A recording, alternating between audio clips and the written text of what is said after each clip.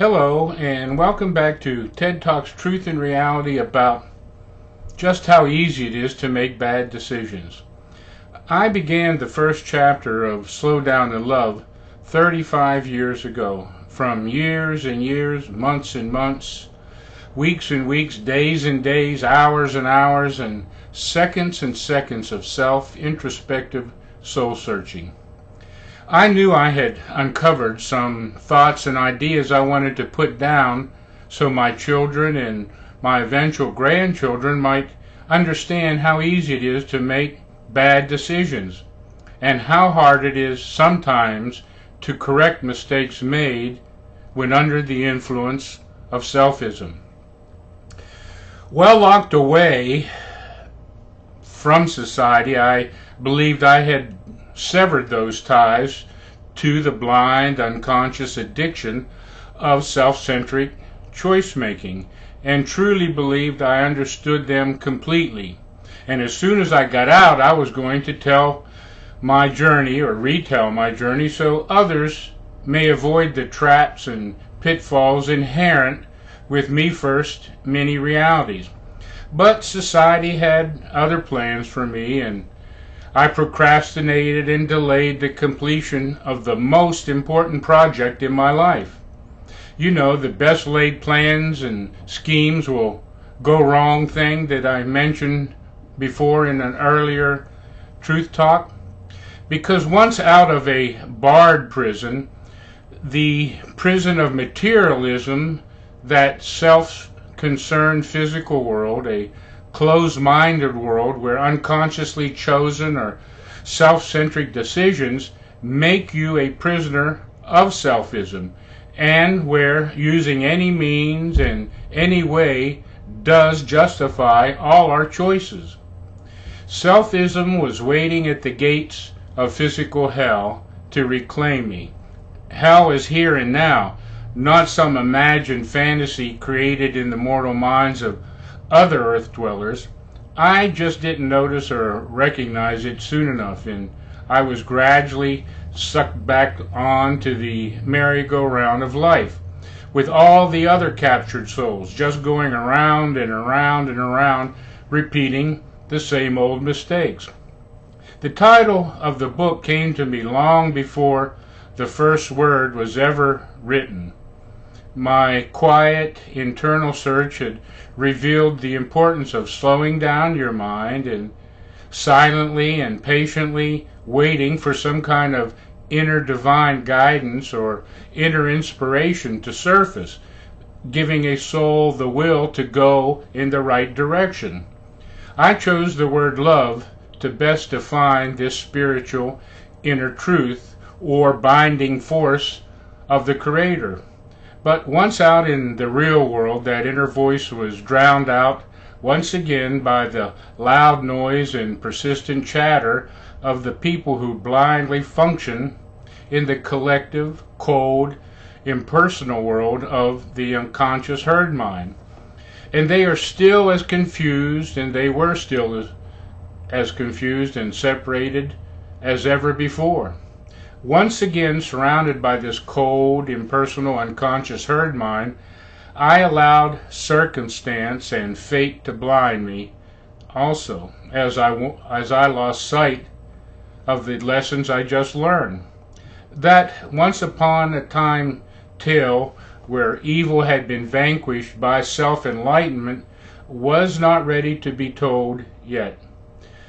Those twists and turns of my life with all the obstacles and pitfalls were waiting to distract and derail my desire to write the lessons learned while locked away from society.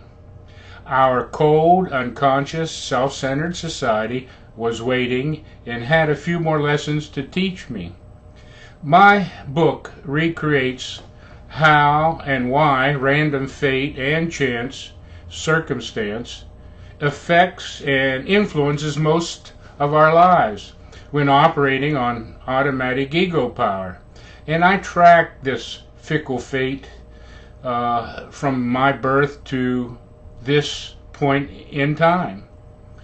My truth story charts my journey through peaks and valleys, so you can follow how and why my search for enlightenment has led me to here in front of you at this moment. What you see is what you get, my view of my truth and my reality. And maybe, just maybe, it will help others begin to slow down and love self and others and just enjoy the potential of your life given by the Creator of all things. But it must not have been time for me to write my tale until the time was right, or begin this series until now, as obstacle after obstacle seemed to pop up and delay the beginning of writing my truth story.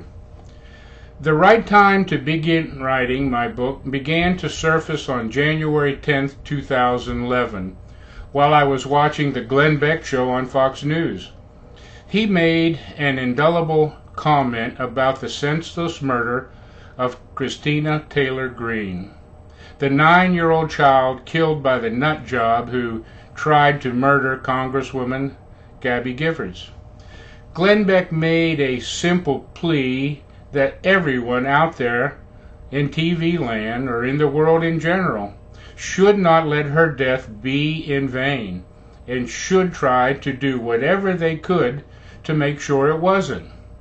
I immediately went back into my office and pulled out the 7 legal pads that I had been compiling while I was incarcerated and pledged to finish a task begun all those years past. I literally began to dust off that past dream. After over 30 years of neglect, the dust was extremely noticeable as I sneezed, coughed, and was choked up by the amount that had collected. I had to air them outside the house for days and hung them on the railing of my porch until they were free of past contaminants, just like me. We were both renewed. My past physical self was reconnecting with my reborn spiritual self. But it took another full 2 years before both aspects were in total harmony, and I began finally in January 2013 to finish a task begun nearly 40 years ago.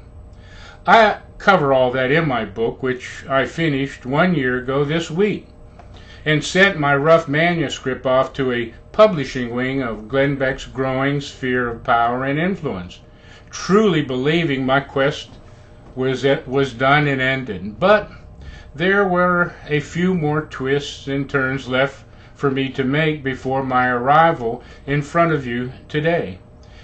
Each of us faces our own personal, unique pathway through life's trials and errors. Each choice we make sends us in the direction we privately choose. If we choose wrong, pain and suffering could visit us in many forms and in many unwanted ways and unexpected circumstances.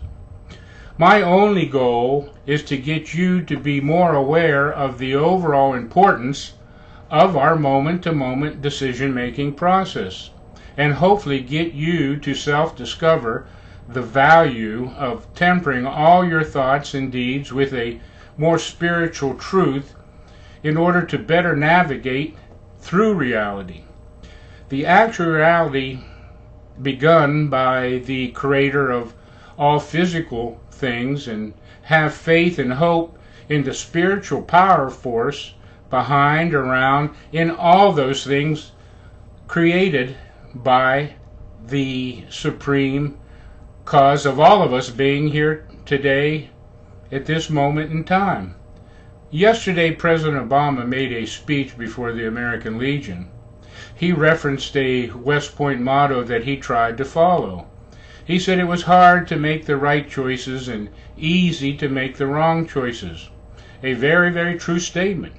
He failed, however, to say that making no decision is even worse, because sometimes avoiding or delaying making the right choices gives evil and karma a free hand to operate and function unabated, allowing evil karma to get ahead of the problem and weave a hidden trap for a weak-willed, timid, arrogant procrastinator who foolishly believes magic or wishful thinking or flawed ideology will rush to save the situation. Burying your head in the sand and hoping things will change does not and will not work in the truth and reality of the Creator's world. We, the people, our president included, must begin to slow down the momentum caused by and from making bad choices. Stop avoiding making the hard, right choices and begin making good, honest, transparent decisions that are tempered by doing the right thing at all times, not just when it suits our self-serving fancy. Until each of us admits we are only human and capable of making bad choices, evil will have an upper hand and cause all of us to keep repeating mistakes seated when we were members of The Walking Dead, a cold, unconscious society where all the members follow one collective herd mind vision, and individuality is lost and suppressed by a common self-interest. Let me close today's talks by saying any person can change yesterday's mistake by simply beginning to do the right thing right now in this present moment. Next session, I intend to begin speaking more extemporaneously as I start talking more about the book and the strange and unusual events that manifested and transpired during my journey to this day and at this time. My sincere intentions from this day forward is to begin explaining and detailing my current thoughts and furnish inside comments on my journey to this now moment and beyond. So until we meet again, Godspeed.